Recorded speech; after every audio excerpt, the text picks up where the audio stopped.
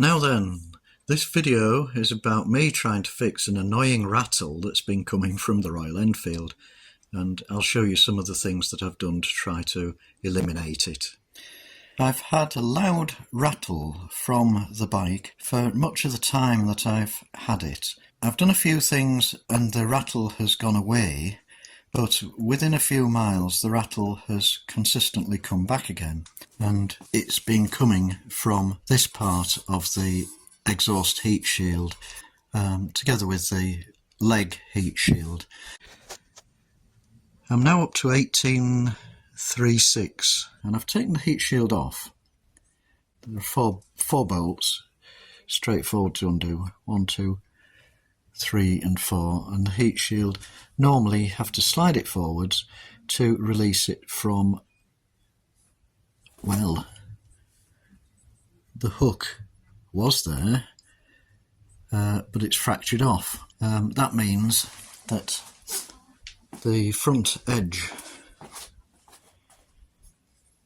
of this heat shield is unsupported, and actually this end was vibrating. In fact, it's vibrated so much that the leg shield has become loose in its rivets. So now I'll have to remove these rivets. They're quite tough, they're stainless steel. I already started drilling them out, but they are exceedingly tough and blunt all my drills except cobalt drills, and I've only got those in certain sizes. So I'm going to have to grind what's left of the rivets off. Now the hook would normally slide into here, but there's no hook left to slide into there. So I'm not quite sure what I'm going to do with this yet. One idea is to weld a nut, and then it becomes very much like these with their captive nuts, and I can thread another similar bolt in from the outside to support it. Another idea is to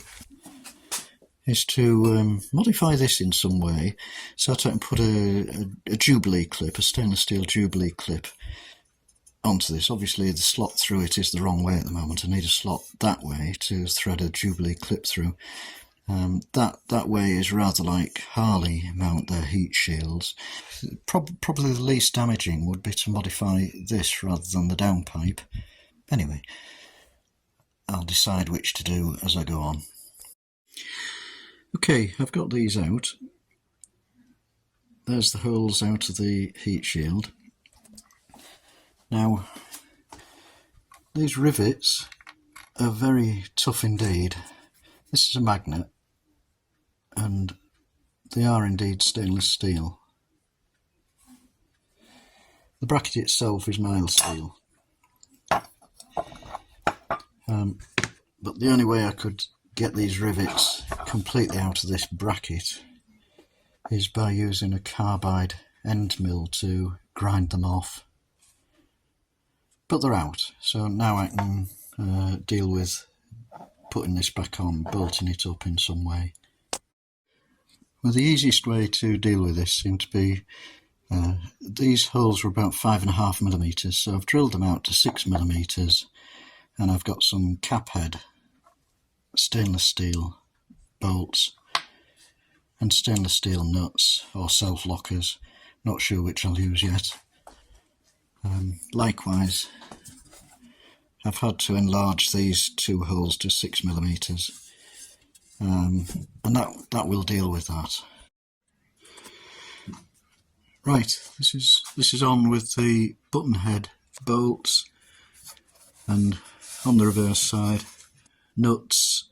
I've just used plain nuts and I've secured them with Loctite 638, which in my experience is immensely strong. I don't think that will come loose.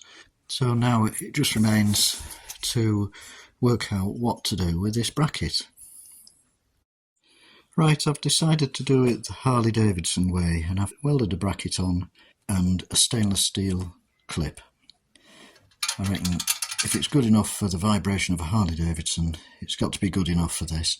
I thought it was safer to weld a bracket onto the heat shield than weld a bracket onto the exhaust downpipe whilst the downpipe was connected to the bike with the electronics on the bike. to weld safely on the downpipe of the bike, I'd have had to take the downpipe off. I'm sure that's pretty secure now.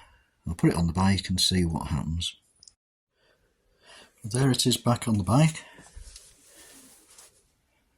The button head screws look as though they were the original.